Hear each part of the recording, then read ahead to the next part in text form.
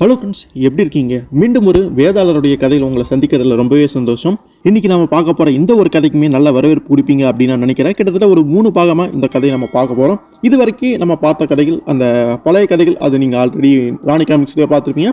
அந்த type of stories வந்து பார்த்துருப்பேன். இந்த தடவை நம்ம பார்க்க போகிற கதை கண்டிப்பாக உங்களுக்குமே புதுமையாக இருக்க போகுது. 2015 வெளிவந்த இந்த கதை இது. ஆர்ட் ஒர்க்லையும் சரி, வே ஆஃப் ஸ்டோரி டெல் பெட்டராக இருக்கிறதையுமே இந்த ஒரு கதையில் வந்து பார்க்க போகிறீங்க. ஸோ வேதாளரை புது ஜொலிப்போட பார்க்கறதுக்கு தயாரா? வாங்க வீடியோக்குள்ள போயிடலாம்.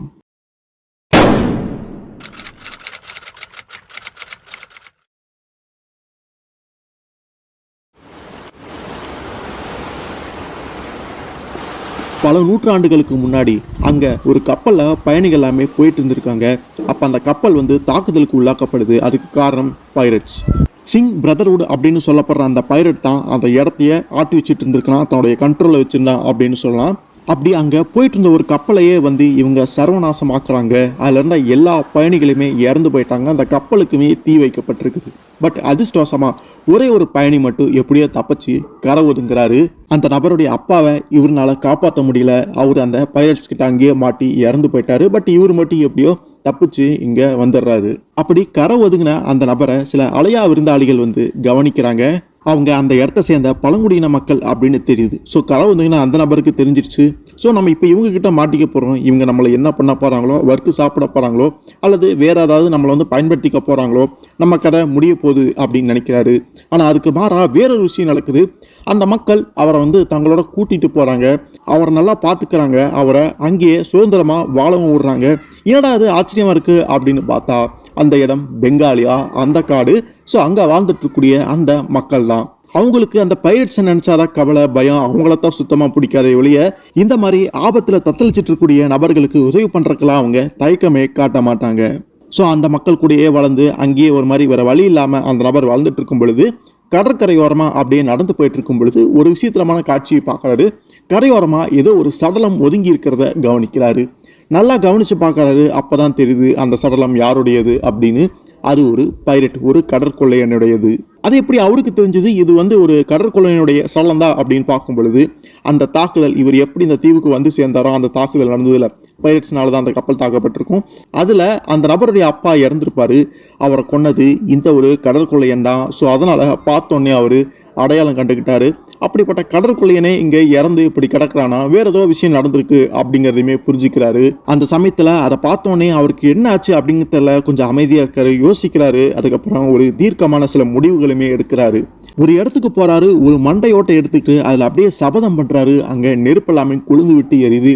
ஏடா சபதம் பண்றாரு அப்படின்னு பார்க்கும் பொழுது, இனிமே நான் வந்து நீதி நேர்மைக்காக போராட போறேன். யாருக்கு எந்த பிரச்சனைனாலும் உதவி பண்றதுக்கு நான் முன்னாடி வந்து நிற்பேன். இதுதான் என்னுடைய வேலையா இருக்க போது. இனிமே நான் இதை இங்க இருந்து தான் பண்ண போறேன்.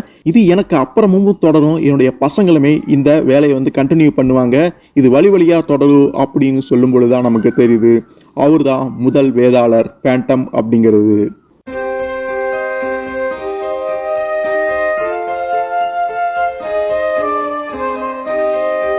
ஸோ அவருக்கு அப்புறமா நடமாடும் மாயாத்மா, வேதாளர், முகமொழி வீரர், மாயாவி அப்படின்னு பல பெயர்களில் இன்னைக்கு வரைக்குமே தொடர்ந்து அழைக்கப்பட்டு இருக்காரு நம்முடைய அந்த வேதாளர்.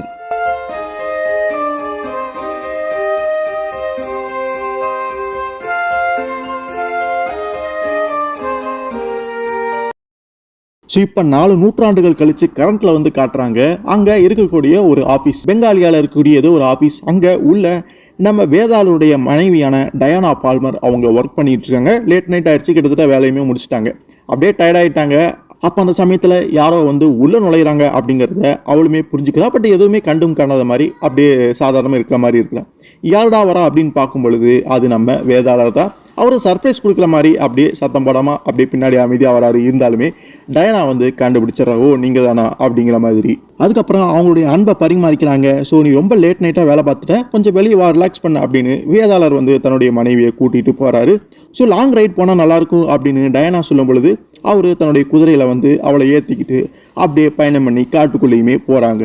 அதுக்கப்புறம் பூகாலி அப்படின்னு சொல்லப்படுற ஒரு வில்லேஜ். அங்கே வாயில்ல ஒரு நபர் வந்து காவல் காத்துட்டு நின்றுட்டு இருக்கா. அப்படி யாரோ ஒரு நபரை வந்து அவன் பார்த்துட்டான். ஸோ யாரோ நீங்கள் மறைஞ்சிருக்கீங்க, ஒழுங்காக நீங்கள் யாருன்னு சொல்லிடுங்க, இல்லைன்னா நான் உங்களை கொன்று அப்படின்னு அம்பை வந்து விடுறதுக்காங்க ரெடியாக இருக்கிறான். ஆனால் அந்த சைட்லேருந்து எந்த ஒரு மறுமொழியுமே வரல. பதிலுக்கு இவனுக்கு ஒரு பெரிய அதிர்ச்சி. இவன் திடீர்னு அங்கே நின்றுட்டு இருப்பான், அவன் அப்படியே மேலே தூக்கப்படுறான், யாரோ கயிறு கட்டி இழுக்கிறாங்க அப்படிங்கிறது மட்டும் புரியுது. மரத்து மேலே எவனோ ஒருத்தன் அந்த வேலையை பார்த்துக்கிட்டு இருக்கிறான். அதே மாதிரி அவனை கயிறு கட்டி இழுத்து அவனை முடக்கி போட்டுறான். அவன் யாரு, எதுக்காக இப்படி பண்றான் அப்படிங்கிறது புரியல. அதுக்கப்புறம் தான் அந்த மறுமொழி எதுவுமே வரலன்னு சொன்னமே, அந்த திசையில இருந்து இன்னொருத்தன் வரான். கூடவே அவனுடைய ஆட்கள் எல்லாருமே வராங்க. பார்க்கவே மோசமானவனுங்கன்னு தெரியுது. ஸோ அங்க அந்த வாயிற்கதவை திறந்துட்டு போகணும், சத்தம் இல்லாம இது போலாமா அப்படிங்கிற மாதிரி ஒருத்தன் சொல்ல அதுக்கெல்லாம் அவசியமே இல்லை, அதிரடியாவே நுழையலாம் அப்படின்னு பலசாலி ஒருத்தன் பார்க்க பல்கா இருக்கான். அவன் மூலமா அந்த வாயிற்கதவை உடச்சிட்டு உள்ள வந்து அதிரடியா நுழையிறாங்க. அப்போ அந்த வீட்டுக்கு சொந்தக்காரரான ஒருத்தர் வீட்டுக்குள்ளே தூங்கிட்டு இருப்பாரு. என்னடா சத்தம் அப்படின்னு அவர் அதிர்ச்சியாக எந்திரிக்க அதுக்குள்ளே எதிரிகள் உள்ளே நுழைஞ்சிடுறாங்க. அங்கே ஒருத்தன் வந்து நுழையிறான். அப்போ தான் தெரியுது அவனுடைய பேர் வந்து காட்டியா சிங் அப்படின்னு. அவனும் ஒரு பைரட் தான், ஒரு கடற்கொள்ளையன். ஸோ இப்போ நம்ம ஒரு ஃப்ளாஷ்பேக் ஒன்று பார்த்தோமே, அந்த சிங் பிரதர்ஹுட் அப்படின்னு கடற்கொள்ளையர்கள், அவங்களுடைய வழியாக வந்த அந்த ஒரு கடற்கொள்ளையனாகவும் இவன் இருக்கலாம். ஆனால் அவன் எதுக்காக இப்போ இங்கே வந்திருக்கான் அப்படிங்கிறது ஒன்றுமே புரியல. அந்த பாதிக்கப்பட்ட நபருடைய பேர் விச் டாக்டர். அவங்ககிட்ட வந்து இவன் என்ன கேட்குறான் அப்படிங்கிறது பார்க்கும் பொழுது ஃபஸ்ட்டு இங்கிலீஷில் தான் இவன் வந்து பேசுகிறான். அப்போ அந்த பழங்குடியினனுக்கு சில மொழிகளுமே தெரியும் போல இருக்குது. அந்த வகையில் இங்கிலீஷுமே தெரிஞ்சு வச்சுருக்கான். எப்படி அப்படிங்கிறது அப்போ புரியல. சரி, அப்படின்னா எனக்கு ரொம்பவே நல்லதாக போச்சு. ஒப்பேரா, அந்த இடத்துக்கு நான் போகணும், அதுக்கு எப்படி போகணும், அந்த வழி ஒழுங்காக சொல்லி அப்படின்னு கேட்கும் பொழுது, எனது ஒப்பேராவா, அது எங்கே இருக்குன்னு எனக்கு தெரியாது, அந்த விஷயம் யாருக்குமே தெரியாது, நீ பாட்டுக்கு இப்படி கேட்டால் என்ன சொல்கிறது அப்படின்னு சொல்லும் பொழுது அந்த காட்டியா சிங்குடைய முகம் மாறுது. அப்படியே தன்னுடைய கையை வந்து காட்டுறான். க்ளவுஸ் வந்து போட்டிருக்கான். அந்த க்ளவை அப்படியே அவுக்குறான். ஓ, இங்கே பாரு, இதுதான் உனக்கு பிரச்சனைனா நான் அதை கேட்குற விதமாக கேட்குறேன், நீ சொல்லு அப்படின்னு மிரட்டி அந்த க்ளவ் அவுக்கும் பொழுது அது கையே இல்லாத இடத்துல வேற ஏதோ நம்ம இரும்பு கை மாயாவி மாதிரி ஸ்டீல் க்ளவ் மாதிரி அதில் பொருத்தப்பட்டிருக்குது. விரல் நுனிகளில் கூர்மையாக கத்தி மாதிரி சில விஷயங்கள் இருக்குது. அதை வச்சு அந்த விச் டாக்டருடைய முகத்திலேயே கீறல் போட்டுறான். ரத்தம் அப்படியே பீச்சி அடிக்குது. அப்போ அந்த காட்டியா சொல்கிறான், இப்போ உனக்கு புரிஞ்சிருக்கோம் அப்படின்னு நான் நினைக்கிறேன், இப்போ பதில சொல்லு அப்படின்னு கேட்கும் பொழுது இதுக்கு நீ ரொம்பவே வருத்தப்பட போற, சாக போற அப்படிங்கிற மாதிரி அவனுமே அந்த விச் டாக்டருமே எச்சரிக்கிறான். அப்படியா, எப்படின்னு சொல்லு பார்க்கலாம் அப்படின்னு திரும்ப அந்த காட்டியா கேட்க அங்கே அந்த வீட்டுக்குள்ளே நடந்துட்டு இருக்கக்கூடிய அந்த விஷயங்கள் எல்லாமே வெளியிலேருந்து ஒரு சின்ன பையன் எட்டி பார்த்துட்டு இருக்கான். அப்போ அந்த காட்டியாவுடைய அடியால் அந்த அந்த வாயிற்கதவை அதிரியாக உடச்சிட்டு கூட உள்ள நுழைஞ்சிருப்பானே அவனே தான். அவன் வந்து அந்த சின்ன பையனை பிடிச்சிடறான். பொடிப்பையில் உனக்கு இங்கேடா வேலை, என்ன பண்ணிட்டு இருக்க அப்படின்னு அவன் கேட்கும் பொழுது உடனே அவன் தப்பிக்கிறதுக்காக அந்த சின்ன பையன் என்ன பண்ணுறான்னா அவனுடைய விரலை கடிச்சிட்டு அங்கேருந்து வேகமாக ஓடி காம்பவுண்ட் சுவரை ஏறி குதிச்சுமே அந்த இடத்த விட்டே வேகமாக போயிடுறான். ஸோ என்ன சத்தம் அப்படின்னு காட்டியா வெளியே வந்து கேட்க ஒரு சின்ன பையன் வந்து இந்த மாதிரி வேடிக்கை பார்த்துட்டு இருந்தான். அவனை பிடிக்கலான்னு நினச்சா அவன் தப்பிச்சு ஓடிட்டான் அப்படின்னு சொல்லும்பொழுது பரவாயில்ல, அவன் போகட்டும், பார்த்துக்கலாம் அப்படின்னு கொஞ்சம் அசால்ட்டாக விட்டுறான் அந்த காட்டியா. ஏன், எதுக்காக? ஸோ நீங்கள் ஏதோ பேண்டம்னு ஒருத்தனை சொன்னீங்களே, அவனை இது இங்கே வர வைக்கிறக்காகவா அப்படின்னு சொல்லும் பொழுது அப்போ தான் புரியுது அந்த காட்டியாவுக்கு நம்ம வேதாளரை தெரிஞ்சிருக்கு அப்படின்னு. ஸோ எப்படி அப்படிங்கிறதெல்லாம் அப்போ நமக்கு புரியலை. ஸோ அடுத்து திரும்ப வேதாளரையும் டயனாவையும் காட்டுறாங்க. அவங்க ஏதோ ஒரு ஆற்றுல வந்து அப்படியே ஜாலியாக ஸ்விம் பண்ணிட்டு குளிச்சுட்டெல்லாம் என்ஜாய் பண்ணிட்டு இருக்கும் பொழுது கரெக்டாக அந்த நேரத்தில் குரான் அங்கே வராரு. அவருமே அந்த மண்டையோட்டு குகையில் இருக்கக்கூடிய ஒரு நபர் தான், நம்ம வேதாளருக்கு உதவியாக இருக்கக்கூடிய ஒரு நபர். ஸோ அவர் அங்கே வந்து சொல்கிறாரு, போகாலியா கிராமத்துல இருந்து ஒரு சின்ன பையன் ஹெல்ப் கேட்டு வந்திருக்கான் அப்படின்னு உடனே அவருமே அவசரமாக கிளம்பி அவருடைய அந்த ஸ்கல் கேவுக்கு போயிடுறாரு. அங்கே போய் தான் விஷயம் என்ன அப்படிங்கிற எல்லாமே தெரிஞ்சுக்கிறாரு. அந்த சின்ன பையனுமே விஷயங்கள் எல்லாத்தையுமே சொல்கிறான். ஸோ அங்கே வந்த நபர் வந்து எங்களுடைய விச் டாக்டர் வந்து மிரட்டிட்டு இருக்கான், அவனுக்கு ஒப்பேரா அப்படிங்கிற இடத்துக்கு போகணுமாமா, அதுக்கு வழி கேட்டுட்டு இருக்கான், ஆனால் அது தனக்கு தெரியாது அப்படிங்கிற மாதிரி அவர் சொல்லிட்டு இருந்தார் அப்படின்னு சொல்லும் பொழுது எனது ஒப்பேராவா, அந்த நகரம் இருக்கிறது தான் யாருக்குமே தெரியாது, அது ஒரு மித்து லெஜண்ட் மாதிரியான விஷயம், அதெல்லாம் கற்பனை அப்படிங்கிற மாதிரி வேதாளர் சொல்கிறாரு. அது மட்டும் இல்லாமல் அங்கே தங்கம் இந்த மாதிரியான விஷயங்களுக்காகவே அந்த நகரம் உருவாக்கப்பட்டது, அதுக்காக தான் அந்த நகரம் இருந்தது அப்படிங்கிற மாதிரியான சில கதைகள் எல்லாமே இருக்குது அப்படிங்கிற மாதிரி சொல்கிறாரு. அது உண்மையானது இல்லை, கற்பனை அப்படிங்கிற மாதிரி அவர் சொல்கிறாரு. அதுக்கு எங்கடா இவன் வழி கேட்டுட்டு இருக்கான், யாராக இருப்பேன் அப்படிங்கிற மாதிரி வேதாளருமே கொஞ்சம் யோசிக்கிறாரு. ஸோ அதுக்கப்புறம் வேதாளர் இதுக்கு மேலே இங்கேருந்து பிரயோஜனம் இல்லை, நம்ம அந்த கிராமத்துக்கு போய் அவரை காப்பாற்றணும் அப்படிங்கிறதுக்காக இந்த பையனை வந்து நீ பார்த்துக்க கூறா, நான் வந்து கிளம்புறேன் அப்படிங்கிற மாதிரி வேதாளர் வந்து கிளம்ப போகிற சமயத்தை டயனாவுமே நானுமே உங்க கூட வரேன் அப்படின்னு சொல்லும் பொழுது நம்ம வேதாளர் மறுக்கிறாரு. இது சம்மந்தமாக நம்ம ஏற்கனவே டிஸ்கஷன் நிறையா பண்ணியிருக்கோம் அப்படின்னு சொல்லும் பொழுது இதுக்கு முன்னாடியே நான் வந்து உங்கள் ஒய்ஃப் கிடையாது, இப்போ நான் வந்து உங்கள் ஒய்ஃப், அதனால் உங்களுடைய எல்லா கஷ்டங்கள் வேலைகளுமே நான் வந்து பங்கு பெறுவேன் அப்படின்னு சொல்லும் பொழுது வேதாளர்கிட்ட சின்ன ஒரு ஆர்குமெண்ட் மாதிரி அவள் பண்ணிக்கிட்டு இருக்கிறான். அதுக்கு மேலே வேதாளர் ஒன்றும் பண்ண முடியல, அவளையுமே கூட்டிகிட்டு அவர் போகிறாரு. கூடவே நம்ம டெவிலும் தான். திரும்ப அந்த கிராமத்தை காட்டுறாங்க. அங்கே அந்த நபர் வந்து அந்த இடத்துக்கு எப்படி போகணும் அப்படிங்கிற அந்த வழி கேட்டுட்டு இருக்கும் பொழுது தனக்கு தெரியாது முடியாது அப்படிங்கிற மாதிரி தான் அந்த விச் டாக்டருமே பதில் சொல்லிட்டு இருக்காரு. உண்மையிலுமே அவருக்கு தெரியாது போல இருக்கு, அதை தான் திரும்பி திரும்பி சொல்கிறாரு. இருந்தாலுமே அதெல்லாமே நம்புற மாதிரி இல்லை அந்த காட்டியா. அப்படின்னா வேற ஏதாவது பண்ணணும் அப்படின்னு காட்டியா சொல்கிறான். அப்போ திடீர்னு வெளியிலேருந்து அவனுடைய அடியாள் வந்து யாரையோ 2 பேர்த்த வந்து கூட்டிகிட்டு வரான்.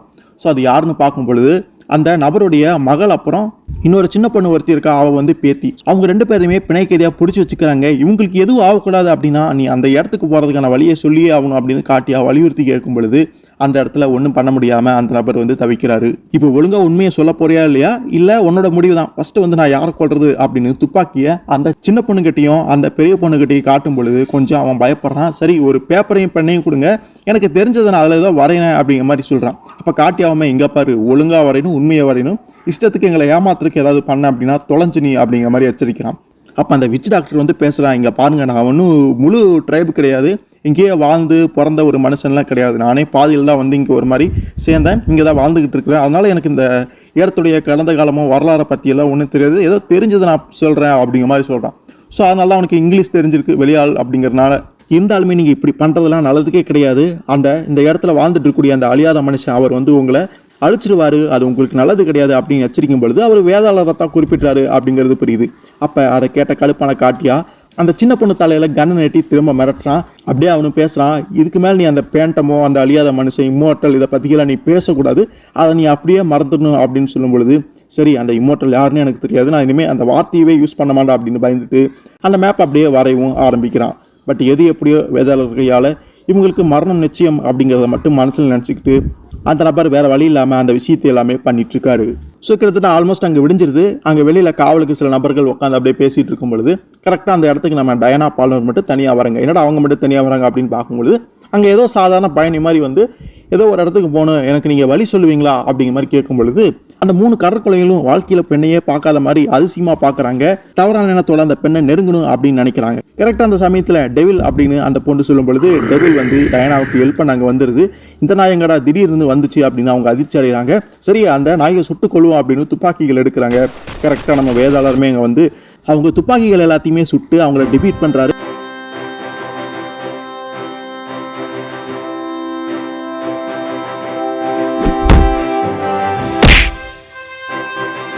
எல்லாத்தையுமே அடிச்சுமே போட்டுறாரு. ஒரே ஒருத்தன் மட்டும் இருக்கான், பெரிய கத்தி வச்சுக்கிட்டு வேதாளர் தாக்கணும்னு வரான். அவனுக்கு தெரிஞ்சிச்சு, ஓ நீ தானே அந்த வேதாளர், இங்கே எல்லாருமே சொல்லிக்கிறாங்களே அப்படின்னு சொல்லும் பொழுது, ஆமாம் ஆனால் நீ அதை தெரிஞ்சுக்கிட்டது தப்பு, உனக்கு நல்லதில்லை அப்படிங்கிற மாதிரி பேண்டமே எச்சரிக்கிறாரு. ஸோ பார்க்கலாம், அவனை ஏதோ இம்மோர்டல்லாம் சொல்கிறாங்க, அது உண்மையா இல்லையான்னு இப்போ தெரிஞ்சிடும்னு வேதாளரை வந்து கொல்லணும் அப்படிங்கிற ஒரு வெறியோட அவன் தாக்க வரான். ஆனால் அசால்ட்டாக நம்ம வேதாளர் தடுத்து அவனை வந்து அடிச்சு போடுறாரு. அடிச்சு அடியில் அவனுக்கு கன்னத்துலையுமே அந்த மண்டையோட்டு முத்திரை அந்த சிம்பிள் இருக்கிறதையுமே பார்க்க முடியுது. ஸோ அதுக்கப்புறம் எந்த பிரச்சனையும் இல்லை, நம்ம வந்து உள்ளே போகலாம், டயனா நீ வந்து இங்கேருந்து இவங்களை பார்த்துக்கும், இந்த இடத்த பத்திரமா செக்யூர் பண்ணிக்கோ அப்படிங்கிற மாதிரி சொல்லிட்டு போகிறாரு. அப்படி போகும் பொழுது யாரோ ஒருத்தன் வந்து மேலே இருக்கிறத வந்து கவனித்து சடனாக வந்து திரும்புறாரு, துப்பாக்கி வந்து பிடிச்சிட்டு, ஏய் யார் நீ, உண்மையை சொல்லு, ஒழுங்கா கீழே இறங்கி வந்துரு அப்படின்னு மிரட்டுறாரு. ஆனால் அங்கிருந்தவன் அதுக்கு எல்லாமே செவி சாய்க்காம அங்கிருந்து வேகமாக பாஞ்சு குதிச்சு நம்ம வேதாளரையே அடிச்சிடறான். வேதாளர் அங்கே கீழே விழுந்துடுறாரு. யாரா அவன், ஆள் வித்தியாசமாக இருக்கான் அப்படிங்கிறது புரியல, பார்க்க டார்சான் மாதிரி இருக்கிறான்.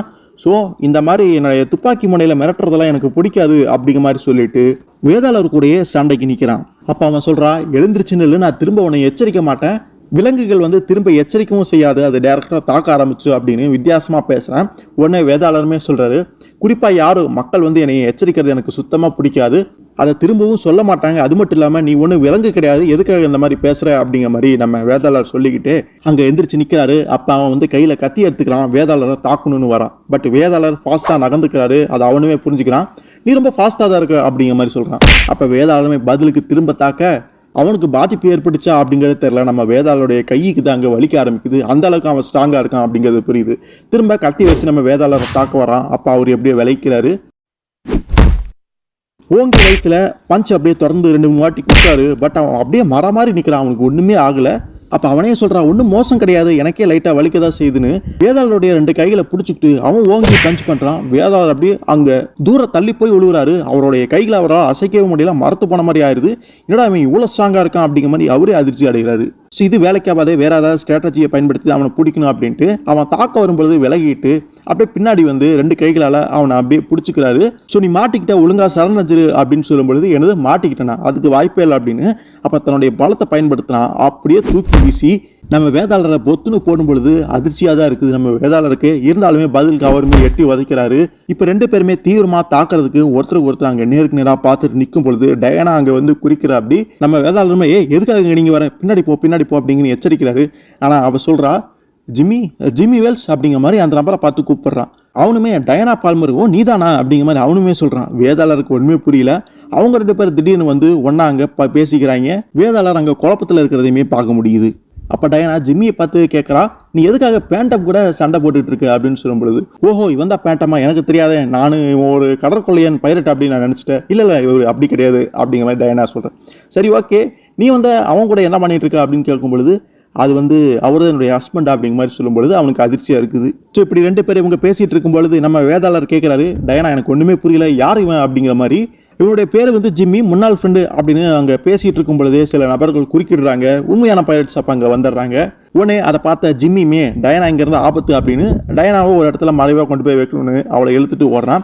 நம்ம வேதாளருக்கு அது ரொம்ப யூஸ்ஃபுல்லா போயிருது.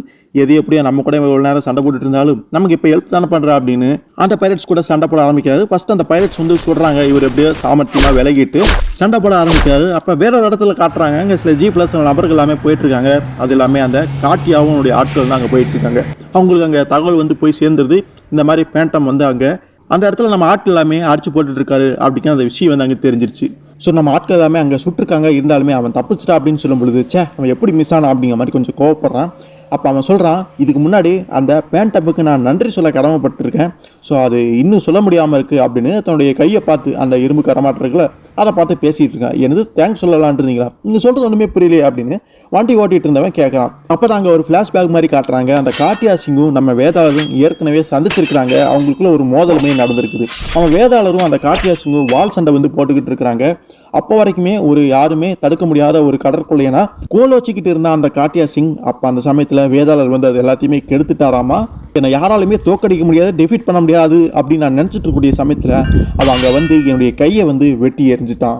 ஸோ அப்போ தான் புரியுது ஏன் அவன் அந்த இடத்துல இரும்பு கரத்தை மாட்டிட்டு இருக்கான் அப்படின்னு. அதுக்கு காரணம் நம்ம வேதாளர் தான் அப்படிங்கிறது புரியுது. ஸோ அன்னியோட சரி அந்த காட்டியா ஜெயிலுக்கு அனுப்பிடுறாங்க. அதுக்கப்புறம் எப்படியா தப்பிச்சு அப்படி இப்படின்னு திரும்ப வெளியில் வந்துடுறான். பட் அவனுக்கு தெரிஞ்சிருக்கு, திரும்பவும் ஒரு நாள் நான் அவனை சந்திப்பேன், 2 பேருமே எங்களுடைய பாதைகள் ஒன்று சேரும், அப்போ நான் அவன் கூட மோதும் அப்படின்னு நான் நினச்சேன். கண்டிப்பாக அந்த நாளுமே வந்துடுச்சு, கூடிய சீக்கிரத்தில் அது நடக்க போகுது அப்படிங்கிற மாதிரி பேசுகிறான். அப்படியே திரும்பி பார்க்கணும், அங்கே விச் டாக்டருடைய மகளும் அப்புறம் அந்த பேத்தியுமே அவங்க 2 பேர்த்தையுமே அந்த நபர் கடத்திட்டு போய்கிட்டு இருக்கான். அதாவது பிணைக்கதியாக வச்சுட்டு போயிட்டு இருக்கான் அப்படிங்கிறது அங்கே பார்க்கும் பொழுது தெரியுது. ஸோ இங்கேயும் நம்ம வேதாளர் எதிரிகளுடைய குண்டுகள்லேருந்து தப்பிக்க அப்படியே ஓடி திரும்பி அவருமே சுடுறாரு. பட் யாரையுமே ஆளை குறி வச்சு காலி பண்ணல. அவங்க வச்சிருக்கக்கூடிய துப்பாக்கிகள் எல்லாமே சுட்டு வெளுத்துறாரு. ஸோ இந்த மறைவிலேருந்து மேலே மரத்து மேலே இருந்த டயானாவும் அந்த ஜிம்மியும் பார்த்துட்டு இருக்காங்க. ஜிம்மி கேட்குறேன், என்ன அவனுடைய ஆள் துப்பாக்கியை வித்தியாசமாக யூஸ் பண்ணுறாரு, நேராக அவங்கள பார்த்து சுட்டு கொல்ல வேண்டியதானே, ஆனால் வெறும் கன்ஸை மட்டும் கீழே போடுற கையை சுட்டு இருக்காரு அப்படின்னு சொல்லும் பொழுது அவர் துப்பாக்கிகளை யாரையும் கொல்ல பயன்படுத்த மாட்டார். தேவைன்னா ஒரு டிஃபென்ஸ் மோடுக்காக தடுக்கிறதுக்காக மட்டும்தான் பயன்படுத்துவார். இப்போ நீ அவருக்கு போய் உதவி பண்ணுறது பெட்டராக இருக்கும் அப்படின்னு நினைக்கும்போது ஓகே நானுமே போய் அவருக்கு ஹெல்ப் பண்ணுறேன் அப்படின்னு காலத்தில் அந்த ஜிம்மியுமே குதிக்க ஆரம்பிச்சிடறான். ஸோ அப்போ ஒருத்தன் வேதாளரை தாக்கணும் அப்படின்னு கத்தி வச்சுட்டு அங்கே வரும்பொழுது திடீர்னு அவனுடைய கழுத்தில் யாரோ கயிறை போட்டு மேலே இழுக்கிறாங்க. அது ஆப்வியஸாக நம்ம ஜிம்மி தான். ஸோ நம்ம ஆள் திடீர்னு மேலே போகிறானே அப்படின்னு மற்ற ஆட்கள் எல்லாமே திரும்பி இருக்கும் பொழுது அதை சாதகமாக பயன்படுத்திட்டு வேதாளர் அங்கே 2 பேர்த்த அடிச்சு போடுறாரு. இங்கே நான் இருக்கிறத எப்படி நீங்கள் மறந்துட்டு அசால்ட்டாக இருக்கலாம், இதை என்னை இன்சல்ட் பண்ணுற மாதிரி இருக்குது அப்படிங்கிற மாதிரி அவருமே வேடிக்கையாக பேசுகிறாரு. அப்போ மேலே இழுக்கப்பட்ட அந்த நபர் இருக்கான்ல அவன் அப்படியே கீழே ஜிம்மியோட அவன் இன்னொருத்த மேலே போய் விழுது அங்கே விழுந்துடுறான். இடத்துல எல்லாருமே அங்கே மாட்டிக்கிறாங்க. நம்ம வேதாளர் ஒருத்தனை பிடிச்சி இங்கே பாரு நீங்களாம் யாரு, உங்களுடைய பாஸ் யாரு அப்படின்னு அங்கே கேட்கும் பொழுது அவன் வேற வழியில் நமக்கு உண்மையை சொல்ல ஆரம்பிக்கிறான். அது சிங் பிரதர். ஸோ அந்த காட்டியா சிங் அப்படின்னு சொல்லும் பொழுது தான் நம்ம வேதாளருக்கு புரியுது இவன் கூட நம்ம ஏற்கனவே மோதிருக்கோம், அவன் தான் திரும்பி வந்திருக்கான் அப்படிங்கிறத புரிஞ்சோன்னே அவருக்கு கொஞ்சம் கோவம் வருது. ஸோ இது சாதாரண பிரச்சனை இல்லை, அவனை ஃபேஸ் பண்ணுறது கஷ்டம் அப்படிங்கிறத புரிஞ்சுக்கிட்டு இந்த இடத்த சுற்றி வேற யாராவது இருக்காங்களா, என்னுடைய ஆட்கள் இருக்காங்களா அப்படின்னு செக் பண்ணலான்னு வேதாளர் அப்படியே போகும்பொழுது திடீர்னு ஜிம்மி நம்ம வேதாளர் இடிச்சுக்கிட்டு முன்னாடி போகிறான். அதுக்கெல்லாம் டைம் இல்லை, முதல்ல அந்த வீட்டில் இருக்கக்கூடிய விச் டாக்டர் என்ன ஆனார்னு போய் அவரை பார்க்கணும் அப்படின்னு அவன் சொல்கிறதும் கரெக்டு தான். மேலே போய் அவரை பார்ப்போன்ட்டு இப்போ எல்லாருமே அந்த குடிசைக்குள்ளேயுமே போகிறாங்க. ஸோ உள்ள அந்த ஃபஸ்ட்டு ஜிம்மி தான் நுழையிறான். உள்ளே போனோடனே அந்த ஜிம்மியை இந்த நபருக்கு தெரிஞ்சிருக்கு, அந்த பெரியவருக்கு பாவானா அப்படிங்கிற மாதிரி ஏதோ வித்தியாசமான பேரை சொல்லி குறிப்பிடுறாரு. உங்களுடைய நிலைமையை பற்றி நான் கேள்விப்பட்டேன், அனிமல்ஸ் எல்லாமே என் கூட பேசி என்கிட்ட சொல்லுச்சு அப்படின்னு சொல்லும் பொழுது பின்னாடி கேட்டு இருந்த வேதாளருக்கு ஆச்சரியமாக இருக்குது. என்ன இவன் அனிமல்ஸ் கிட்ட எல்லாம் பேசுவானா அப்படின்னு டயானா கிட்ட கேட்கும் பொழுது இது என்ன ஆச்சரியம், நீங்களும் கூட தான் குதிரை கட்டியும் நாய்கிட்டையும் பேசுறீங்க அப்படின்னு சொல்லும் பொழுது நீ சொல்றது கரெக்டு தான் அப்படிங்கிறத அவருமே புரிஞ்சுக்கிறாரு. அதுக்கப்புறம் அந்த ஜிம்மி அவரை காப்பாற்றி ஆகணும் அப்படின்னு சொல்லிட்டு அப்படியே தூக்கிட்டு வெளியில போறான். அப்போ அவர் சொல்றான், என்னை பத்தி பெருசாக கவலைப்படாதீங்க, என்னுடைய மகளையும் என்னுடைய பேத்தியுமே அந்த காட்டியா சிங் கடத்திட்டு போயிட்டான், அவங்கள காப்பாத்துங்க அப்படின்னு சொல்லும் பொழுது கவலைப்படாதீங்க, அந்த வேலையை நான் பார்த்துக்கிறேன் அப்படின்னு முதல்ல அவங்களை காப்பாற்றி ஆகணும், வாங்க போகலாம் அப்படின்னு அப்படியே தூக்கிட்டு போறான். நம்ம வேதாளருமே குதிரையை கூட்டிட்டு டயானா கூட அங்கே போயிட்டு இருக்கும் பொழுது அவர் சொல்றாரு, என்னுடைய மண்டையோட்டு குகைக்கு போகலாம், அங்கே தேவையான மருந்துகள் எல்லாமே இருக்குது, அது மூலமாக சிகிச்சை அளிக்கலாம் அப்படின்னு சொல்லும் பொழுது அதுக்கு அவசியம் இல்லை, என்னோட இடத்துக்கே போய் வந்து ட்ரீட்மெண்ட் இவருக்கு கொடுத்துக்கலாம் அப்படின்னு அவன் சொல்கிறான். அப்போ வேதாளர் கொஞ்சம் கடுப்பாகிறாரு. இங்கே பாரு, உனக்கு விஷயம் புரியல. இந்த விஷயத்தில் வந்து அந்த சிங் பிரதர்வுட், அந்த காட்டியா சிங் சம்மந்தப்பட்டிருக்கான். அவங்க கூட நான் ஏற்கனவே மோதிருக்கேன். அவன் ஒரு மோசமானவன் அப்படின்னு சொல்லும் பொழுது, அப்படியா, அதுவும் நல்லதா, நீ அவனை தேடிப்போ, என்னோட வழியில் குறுக்க வராத அப்படிங்கிற மாதிரி கொஞ்சம் விதண்டாவாதமாகவே அவன் பேசிகிட்டு இருக்கான். நம்ம வேதாளருக்கு ரொம்பவே டென்ஷன் ஆகுது. இங்கே பாரு டயானா, உன்னுடைய ஃப்ரெண்டு வந்து எது சொன்னாலுமே கேட்க மாட்டீங்கன்னா, நேராக என்னுடைய மூஞ்சிக்கு நேரம் இந்த மாதிரி பேசுறதெல்லாம் எனக்கு சுத்தமாக பிடிக்கல அப்படிங்கிற மாதிரி அவருமே கோவப்படுறாரு. சரி, இருந்தாலுமே அதெல்லாமே மறந்துட்டு இப்போ நம்ம குதிரையிலையாவது போகலாம், என்னுடைய குதிரையை தர சீக்கிரமாக அங்கே போய் சேருங்க அப்படின்னு சொல்லும்போது, அதுக்கெல்லாம் அவசியம் இல்லை, நான் என்னோட வழியிலே போய்க்கிறேன் அப்படிங்கிற மாதிரி. ஏன்னா அவன் எது சொன்னாலுமே ஏற்றுக்க மாட்டேங்கிறானே அப்படின்னு திரும்ப முயற்சி பண்ணி பார்க்குறாரு. சரி, குதிரை வேணான்னா உனக்கு பிடிச்ச வேறு ஏதாவது அனிமல்ஸ், அதாவது காரு, வண்டி, இந்த மாதிரி இதில் போகலாம்ல அப்படின்னு சொல்லும்போது, ஆமாம் எனக்கு ஒரு வாகனம் இருக்குது அப்படின்னோடனே அந்த வாகனம் அங்கே வந்துருச்சு. அது வேற அந்த ஒரு வண்டியும் கிடையாது, அவனுடைய ஒரு பேசக்கூடிய, அவன் அனிமல்ஸ்கிட்ட பேசுவானே, ஒரு பெரிய யானை வந்து அங்கே வருது. அதில் அவன் ஏறிக்கிறான். ஸோ நீங்கள் என்னை பின்தொடர்ந்து வாங்க அப்படின்னு சொல்லும் பொழுது அவர் குதிரையில் வந்து டயானாவை கூட்டிகிட்டு அப்படியே போகிறாரு. அப்போ வேதாளர் கேட்குறாரு, சரி இங்கே பாரு, அவன் யார், உனக்கு இவனை பற்றி தெரிஞ்சிருக்கு, இதான் டைம் வந்து அவனை பற்றி எல்லாமே சொல்லு அப்படின்னு சொல்லும் பொழுது அவளுமே அங்கே சொல்கிறான். ஸோ ஃபஸ்ட் டைம் நான் வந்து இவனை பார்த்தப்பேன் ஒரு சாதாரண ஒரு பணக்காரனாக இருந்தால், அப்போ வந்து சிட்டியெல்லாம் வாழ்ந்துட்டு இருப்பான் போல இருக்குது. ஏதோ ஒரு சூழ்நிலை காரணமாக தான் இந்த மாதிரி இப்போ காட்டில் வந்து இருக்கிறான். ஆரம்பத்தில் அவனுக்கு என் மேலே ஒரு கண் இருந்தது, ஆனால் எனக்கு பெருசாக இன்ட்ரெஸ்ட் இல்லை, நான் வந்து கண்டுக்கல. சரி இப்போ அவன் என்ன மாதிரியான ஆள், என்ன மாதிரி ஒரு டைப்பு, இந்த காட்டிலே வாழக்கூடிய ஒரு காட்டுவாசி மாதிரி அப்படின்னு சொல்லும் பொழுது, இப்படி கேட்டால் எப்படி, நீங்கள் மட்டும் என்ன, அதாவது நான் வந்து காலேஜில் உங்கள் கூட ஒன்றா படிச்சுட்டு இருக்கிறேன், அப்போ நீங்கள் யார், என்ன, உங்கள் பேக்ரவுண்ட் எதுவுமே தெரியாது, நீங்கள் ஒரு காட்டுவாசி அப்படின்னு நான் சொல்ல முடியும் அப்படின்னு டயானாமே ஒரு போட, சரி ஏதோ ஒன்று ஸ்டார்டிங்லேருந்து எல்லா விஷயத்தையும் விளக்கமாக எனக்கு சொல்லு அப்படிங்கிற மாதிரி அவருமே கேட்கும் பொழுது, இதை அவன் போயிட்டு இருக்கான இந்த யானையிலேருந்தே ஆரம்பியே அப்படிங்கிற மாதிரி அவருமே வேடிக்கையாக பேசுறாரு. அதுக்கப்புறம் அப்படியே கொஞ்சம் நேரம் போயிடுது. நம்ம கிட்டத்தட்ட வந்து சேர்ந்துட்டோம் அப்படிங்கிற மாதிரி அந்த ஜிம்மியுமே சொல்கிறான். சரி, இப்போ நம்ம எங்கே வந்து சேர்ந்துருக்கோம், இது என்ன இடம் அப்படிங்கிற மாதிரி கேட்குறாரு. இப்போ நான் என்னுடைய மக்கள் வாழ்ந்துட்டு இருக்கக்கூடிய என்னுடைய இடத்துக்கு வந்திருக்கேன், இங்கே தான் என்னுடைய ஒய்ஃபுமே இருக்கா அப்படின்னு சொல்லும்பொழுது, எனது மக்களா, இந்த இடத்துல யாரும் வாழ்ந்ததா நான் கேள்விப்பட்டதில்லையா அப்படின்னு சொல்லும்பொழுது, மிசாம்பர்ஸ் வாழ்ந்துட்டு இருக்காங்க அப்படிங்கிற மாதிரி ஜிம்மி சொல்கிறா. இதை கேட்டு நம்ம வேதாளர் அதிர்ச்சி அடையாது. என்னது மிசாம்பர்ஸா, அவங்க எல்லாமே 30 வருஷத்துக்கு முன்னாடி பழங்குடியின மக்களுக்கிடையே ஒரு உள்நாட்டு போர் மாதிரி நடந்த சமயத்தில் அந்த இனம் ஒட்டுமொத்தமாகவே அழிஞ்சிருச்சு அப்படின்னு நான் கேள்விப்பட்டேன். அதாவது இதை நான் தடுக்க வரதுக்கு முன்னாடி நடந்து முடிஞ்ச ஒரு சம்பவம் அப்படிங்கிற மாதிரி குறிப்பிட்றாரு.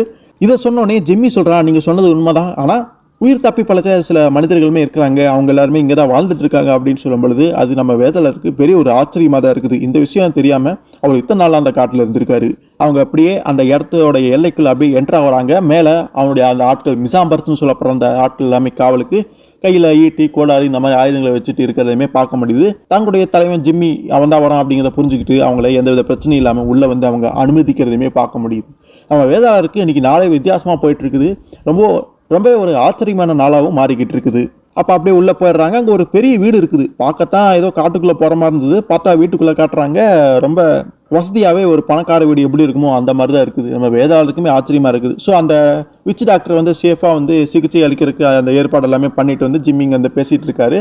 இப்போ விச் டாக்டருக்கு பெருசாக ஒன்றும் பாதிப்பெல்லாம் கிடையாது, கொஞ்சம் ட்ரீட்மெண்ட் தான் தேவை, நல்லா ரெஸ்ட்டாக எடுத்தாருன்னா சரியாயிருவார் அப்படின்னு சொல்லிட்டு, இப்போ நான் என்னுடைய மனைவி வந்து நான் அறிமுகப்படுத்த போகிறேன். பொதுவாக நாங்கள் வெளியாட்கள் வந்து இங்கே வந்து உள்ளே வந்து அனுமதிக்கிறது கிடையாது, இருந்தாலுமே உங்களை வந்து நான் அனுமதிச்சிருக்கேன். இங்கே இருக்கக்கூடிய நபர்கள் வந்து நான் இங்கே பல வருஷமாக இருக்கிறதா நினச்சிக்கிட்டு இருக்கிறாங்க அப்படின்னு சில விஷயம் சொல்ல வரும்போது நம்ம வேதாளர் கேட்குறாரு. குறிப்பாக இந்த ஃபார்பிடன் வேலி அப்படின்னு சொல்லப்படுற இந்த பகுதிக்குள்ளே யாருமே வந்து நுழைய மாட்டாங்க, நம்ம வேதாளருமே பெருசாக வந்தது கிடையாது. அப்படி இருக்கும்பொழுது நீ ஏதோ வருஷம் கிருச்சாங்கிற அப்படின்னா உனக்கு வயசு என்ன, நீ எத்தனை வருஷமாக நீ இங்கே இருக்கிற அப்படிங்கிற மாதிரி கேட்கும்பொழுது அதுக்கு அந்த ஜிம்மி, இது ஒரு நல்ல கேள்வி தான். அப்போ கரெக்டாக அந்த சமயத்தில் அந்த நபருடைய ஒய்ஃப்மே கீழே இறங்கி வராங்க. இதோ என்னுடைய மனைவி, என்னுடைய நல்ல ஒரு துணை அப்படின்னு சொல்லும் பொழுது, என்னது நல்ல ஒரு துணையாக மட்டும்தான் நான் இருந்துட்டு இருந்திருக்கேனா அப்படிங்கிற மாதிரி அவளுமே பேசிட்டு கீழே வரா. அப்போ அவள் பேண்டம்மை பார்க்குறா, பேண்டம்மே அவளை பார்க்குறாரு. ஸோ ரெண்டு பேர்த்துக்குமே ஒருத்தர் தெரிஞ்சுக்குது. அவள் வந்து பேண்டம்னு சொல்ல நம்ம வேதாளர் வந்து பெரோனஸ் அப்படிங்கிற மாதிரி கூப்பிடுறாரு. திடீர்னு பார்த்தா அவள் வந்து ஒரு துப்பாக்கி கையில் எடுத்துக்கிறா. நம்ம வேதாளருமே அவருடைய உரையிலிருந்து 2 துப்பாக்கிகளுமே வெளியே எடுத்து 2 பேரும் சுடுறக்காக மாறி நின்றுக்கிறாங்க. இது அந்த ஜிம்மிக்கு ஆச்சரியமாக இருக்குது. ஸோ உங்களுக்கு அறிமுகப்படுத்த தேவையில்லை போல இருக்கு, ஒருத்தர் ஏற்கனவே தெரிஞ்சு வச்சிருக்கீங்க அப்படிங்கிற மாதிரி அவனுமே சொல்கிறான். ஸோ இன்னைக்கு நாள் வந்து வேதாளருக்கு ஏற்கனவே ரொம்ப ஆச்சரியமாக போயிட்டு இருக்கு அப்படின்னு சொல்லும் பொழுது மேலும் ஒரு ஆச்சரியத்தோட இந்த இஷ்யூவை நம்ம இங்கே முடிச்சு வைக்கணும். இதுக்கப்புறம் கதையில் என்ன நடந்தது அப்படிங்கிறது எல்லாமே அடுத்தடுத்த இஷ்யூக்களை மீதி இருக்கக்கூடிய 2 வீடியோக்களை பார்த்து முடிச்சிடலாம். இப்போ இந்த வேதாளருடைய கதையாக இருக்கட்டும், இப்படி வேதாளரை இந்த ஒரு ஆர்ட் ஒர்க்லையும் எப்படி புதுசாக ஃப்ரெஷ்ஷாக பார்க்கறதுக்கு உங்களுக்கு எப்படி இருந்தது அப்படிங்கிறது எல்லாமே கமெண்ட்டில் சொல்லுங்கள். கதை எப்படி இருந்தது அப்படியுமே சொல்லுங்கள். இப்போ இந்த வீடியோ உங்களுக்கு பிடிச்சிருந்தது அப்படின்னா லைக் பண்ணுங்கள், ஷேர் பண்ணுங்கள், எல்லாத்துக்குமே தெரியப்படுத்துங்க. குறிப்பாக சப்ஸ்கிரைபுமே பண்ணிக்கோங்க. அடுத்த ஒரு சுவாரஸ்யமான ஒரு வீடியோலையோ ஒரு கதையிலையோ உங்களை சந்திக்கிற வரைக்கும் நன்றி நண்பர்களே.